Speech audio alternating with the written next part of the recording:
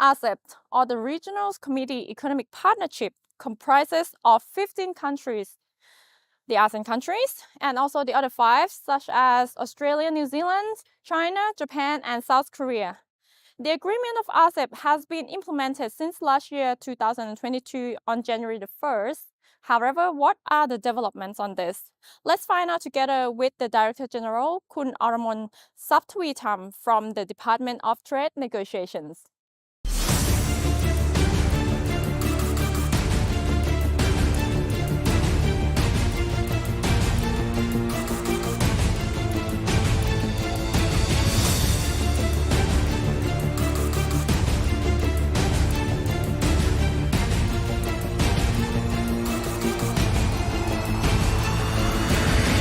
Currently, ASEAN has decided to establish an interim bureau to oversee the implementations of RCEPs, or that we know that the Regional Comprehensive Economic Partnerships. We need Secretariat. What is the role of the RCEP Secretariat? So the RCEP is the agreement, the trade agreement between 15 trading partners. Once we conclude the agreement, we need to implement it. Many trade agreements normally set up coordinating unit to help with the administration, as well as to help with the data, or perhaps arranging the meetings of the members, the same as RCEP supporting unit or RCEP secretariat. It has been set up by consulting between RCEP members, and they agree that since ASEAN is the very core center of the RCEP, because the launch of the RCEP has been initiated by ASEAN, and ASEAN has already have secretariat in Jakarta, Indonesia. So right now, in the beginning, they have set up RCEP Secretariat or RCEP Supporting Unit in Jakarta as a unit in ASEAN Secretariat in order to help with administrative works of the RCEP. For example, helping with organizing of the meetings, the working groups in the RCEP, as well as helping with the data and information that is necessary, for the implementation of the RCEP. Can we say that RCEPs comprise of ASEAN countries and also the other 5 countries, which are Australia, New Zealand, China, Japan, and Korea, South Korea. Yes. South Korea. Yes. And this form RCEPs. Yes. This constitutes around 2,200 million population among 15 countries, which consider around 1/3 of the world population. How would RCEPs benefit them all? Actually, RCEP provide additional alternatives for the RCEP member countries, because like you mentioned, the ASEAN countries already have FTA, bilateral FTA with these 5 countries.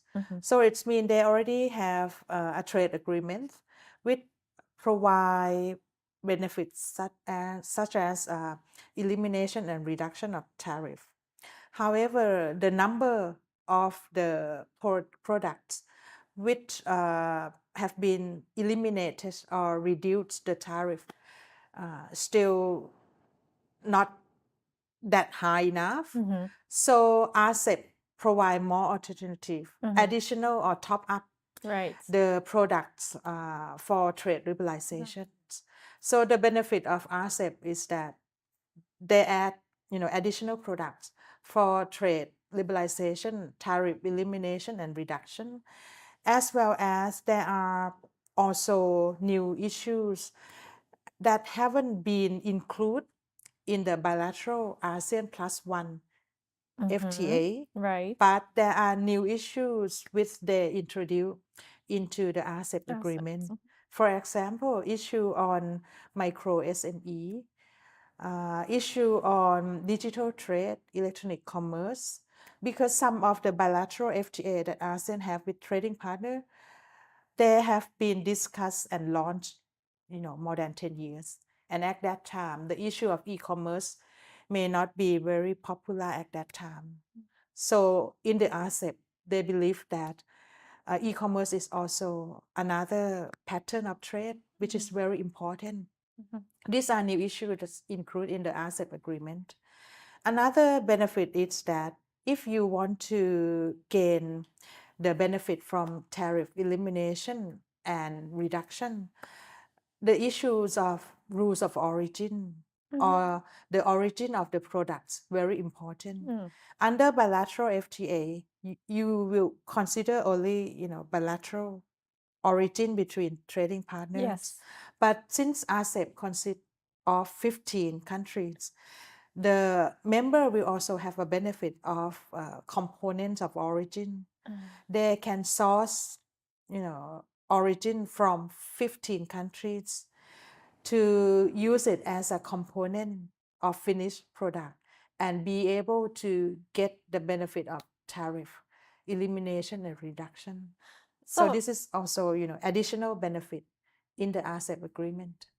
So to make it simpler, it's not just only between one country and another country because there are 15 countries. So let's say the East Asia country that don't have the FTA together can benefit from this. That's right. And, as well. And as Thailand as well. That's right. That's right. So for example, for the perishable goods, the custom has to release the consignment that they expect within 6 hours. And for the ordinary products, within 48 hours. So this is the real benefit, the tangible benefit that the importer and exporter can get from the RCEP agreement. So for how's the RCEP process will expect to increase Thailand trades and investment? I believe that, like I say, it's provide opportunity, additional opportunity for the Thai traders to gain market access into these, 15 countries beyond the existing FTA that they already have. At the same time, I think it's also encourage and perhaps provide more incentive to draw foreign direct investment into Thailand because they can also benefit from setting up business or factory in Thailand and get benefit from global value chain or regional supply chain within RCEP so that they can utilize the sourcings of component from various member of RCEP and perhaps do the processing in Thailand and export back to the RCEP countries. So businesses can get benefit from market access as well as from regional, supply chain from foreign direct investment, encourage them to set up business into Thailand. You mentioned about the East Asia countries. I would like you to elaborate more about that how will RCEP increase Thailand markets also to access into the East Asian countries?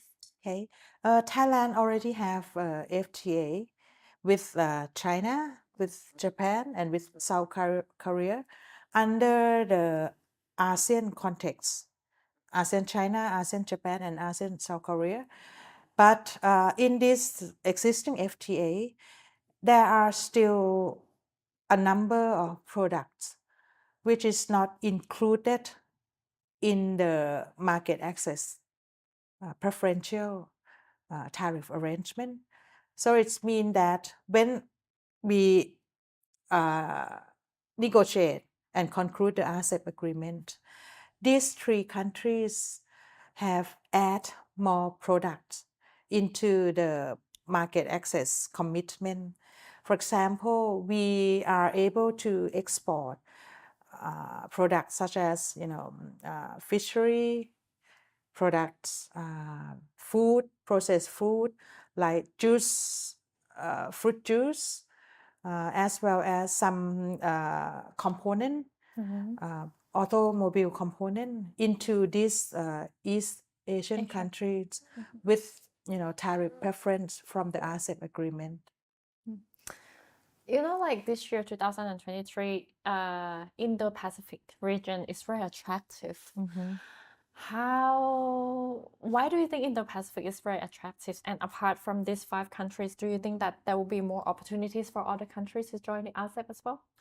Actually, the middle of this year, in the RCEP agreement, it has written that the RCEP can, expand further. to welcome, new applicant, new members into the RCEP.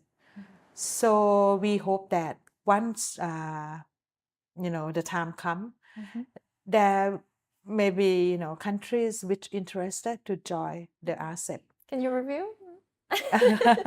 and some countries, like you mentioned, may be situated in the Indo-Pacific region that they might want to join the RCEP. And it will mean that this will bring more benefit into the members. Opportunities and prosperities to the region as well. Yes, that's right. Currently, the office is in Indonesia. Yes. The RCEP office is in Indonesia. Would there be any chance that Thailand will become the center of RCEP? There might, because the office that is situated with ASEAN Secretariat, Indonesia, right now is the interim office. In the future, if members believe that maybe more members and they believe that they may want to have a separate secretariat from the ASEAN Secretariat, from the main office, there might be opportunity for Thailand to volunteer ourselves to be the office. That and for any other countries as well. We haven't yet discussed, on this point in RCEP. Yeah, I think we have a chance. Maybe here. Maybe in Bangkok. Okay ค่ะ well for today thank you very much ค่ะคุณ Auramon Thank ขอบ you คุณมากค่ะ สวัสดีค่ะ and that's all for Voice of the Nations for today. Stay tuned with us every Friday from 8 to 8:30 p.m. You can also watch a rerun on our Facebook fan page Nation Thailand and also our website nationthailand.com. For now, I'm Nina Nirashamalisak Lumi. สวัสดีค่ะ